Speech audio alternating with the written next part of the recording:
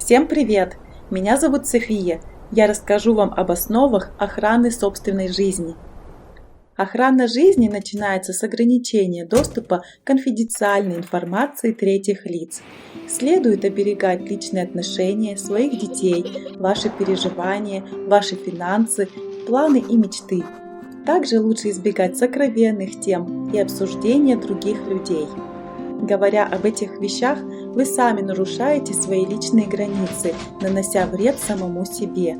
Вы даете право воспользоваться этой информацией, и люди этим правом пользуются. Они могут даже украсть вашу удачу. Излишняя откровенность способствует разрушению вашей жизни, благоприятный поток перекрывается и неудачи усиливаются.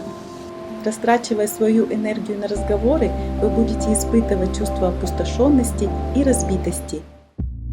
Силовое поле, состоящее из энергии, потенциала, способностей, рассудительности и мудрости, требует больших запасов внутренних резервов.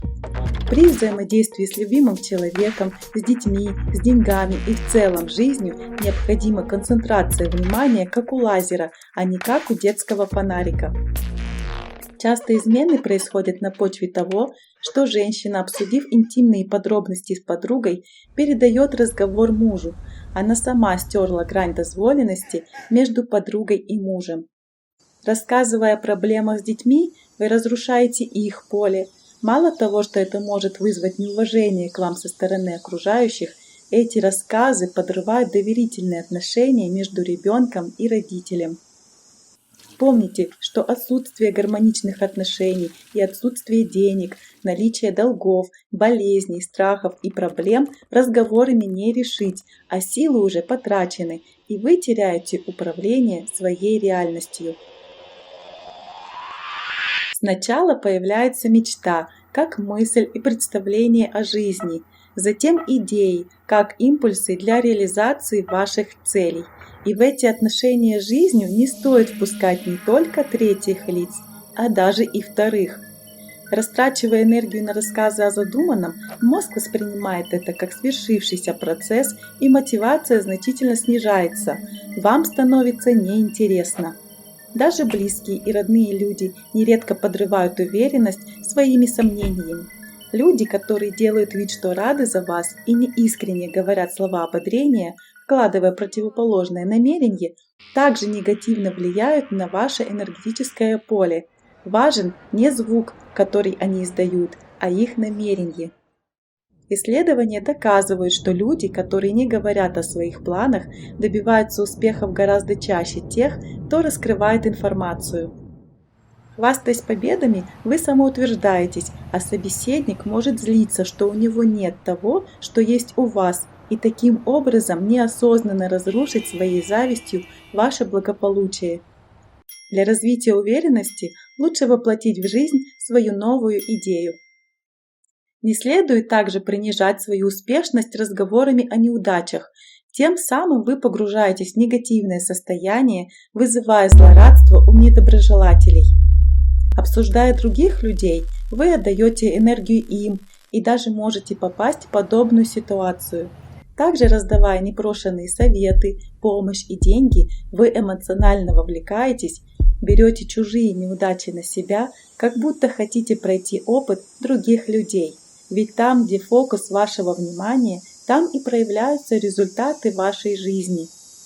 Искренне восхищаясь кем-то, вы можете взять на заметку, как действовать, перенять его качества. Поэтому лучше общаться с людьми, с которыми вам приятно иметь дело. Каждый раз, говоря о себе, анализируйте, не раздеваете ли вы публично себя, свои отношения или своего ребенка. Обращайте внимание при беседе, когда вы хотите поделиться сокровенным переживанием, если разговор чем-то сбился. Например, прервалась связь, кто-то подошел, и собеседник как бы не услышал вашу последнюю фразу. Это явный знак того, что не время и не место или не тот человек, чтобы говорить с ним на эту тему. Как-то я составила коммерческое предложение, и перед тем, как нажать кнопку «Отправить письмо», отключилась электроэнергия и Wi-Fi во всем городе минут на 40. Понимая, что это не случайность, я повременила с отправкой.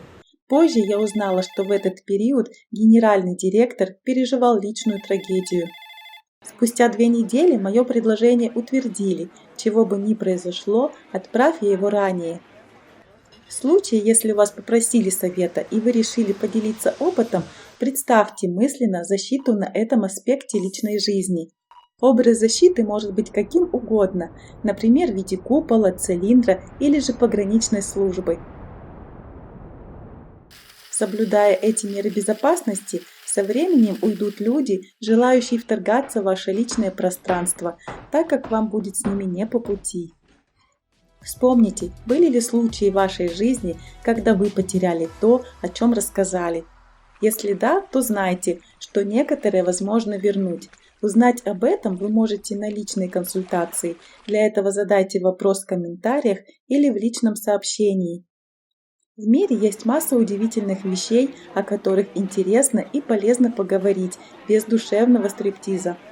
Привычка все выкладывать как на духу будет дергать вас за язык. Первое время необходимо прикладывать усилия, чтобы владеть собой. Лучше излить душу в письменном виде и удалить это письмо. Да, вас будет распирать изнутри. Это и есть та энергия, которую следует направить на созидание той жизни, о которой вы мечтаете. Для решения вашего конкретного запроса запись на консультацию по WhatsApp. Подробности в описании. Подписывайтесь на мой канал, ставьте лайк и включите уведомления о новом видео.